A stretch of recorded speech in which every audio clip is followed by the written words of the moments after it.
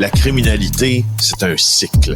Et tu vois, le nouveau procès va se dérouler sans qu'aucun témoin ne se présente à la barre.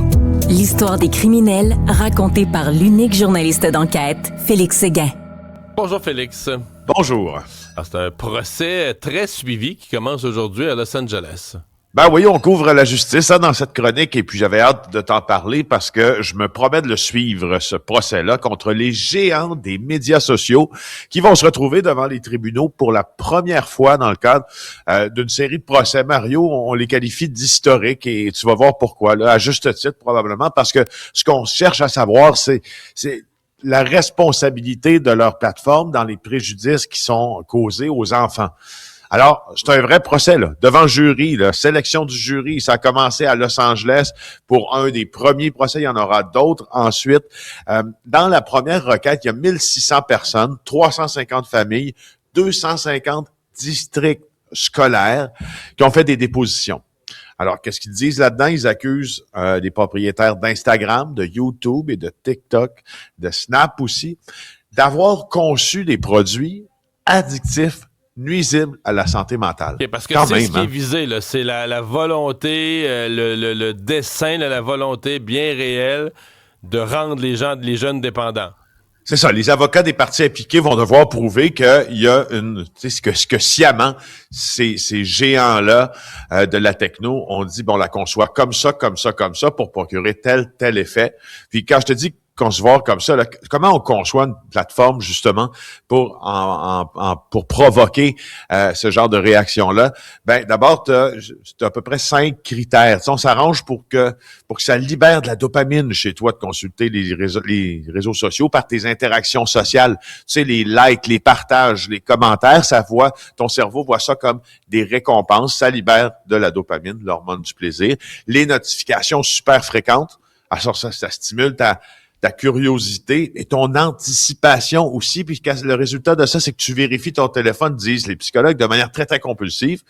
Le fameux scroll infini, qui s'est jamais demandé, mais pourquoi je regarde pendant 1 heure des vidéos de chat avant de me coucher, puis ça finit jamais, ben c'est le scroll infini, ça élimine des pauses naturelles, donc tu consommes de manière presque ininterrompue, la peur de manquer quelque chose, puis évidemment les fameux algorithmes. TikTok, Instagram maintenant, là, avec ton pouce, tu passes d'un à l'autre. Oui, puis t'en finis plus. Là. Mais là, du côté de la défense, donc là, YouTube, c'est Google, Instagram, c'est Meta. T'as les géants du web, t'as à peu près les compagnies les plus riches sur Terre. Oui. J'imagine pas les batteries d'avocats qu'il va y avoir pour la défense, là. Ben, c'est pour ça que ce procès-là aura quelque chose de fascinant à notre époque, parce qu'il implique ces géants-là de la techno.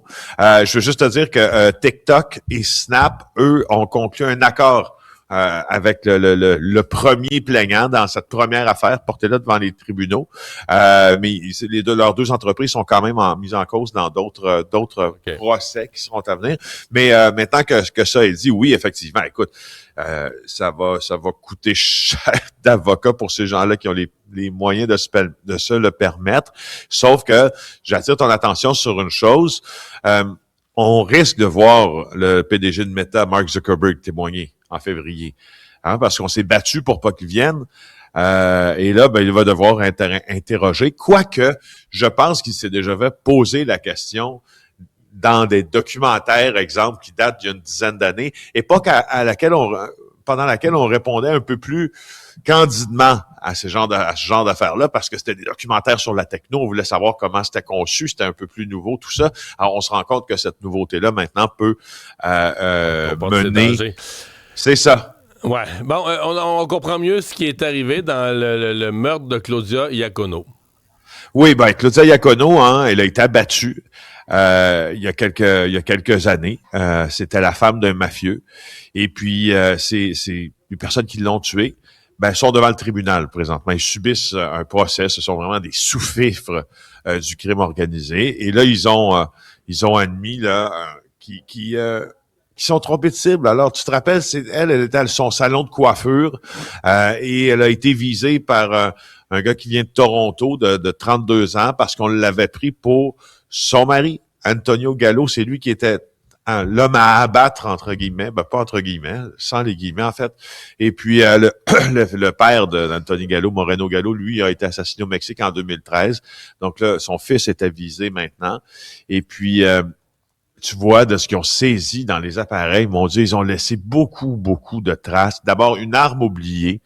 Et puis, il a manqué l'autobus, le gars qui venait de Toronto, parce qu'il avait oublié d'apporter l'arme à feu, t'imagines? C'est pas très, entre guillemets, sérieux pas pour très quelqu'un professionnel. Non, c'est ça. Alors, en plus, il y en a un qui a envoyé à son co-accusé une photo d'un pistolet avec des caractéristiques similaires à celui qui est utilisé dans l'erreur sur la personne de Claudia Iacono. L'adresse du salon de coiffure circule dans le téléphone de un, dans le cellulaire de l'autre. On précisait un peu les instructions. Attention, on ne méprend pas Gallo avec son fils. Alors, tu vois, là, ça a été vraiment, vraiment, vraiment bâclé. Et puis évidemment, le juge d'Adour, là, a dit que la sentence qui a été prononcée reflète la gravité de ce complot-là, comment ça s'est terminé. Le meurtre par erreur et injuste d'une jeune femme. Merci, Félix. Au revoir. À demain.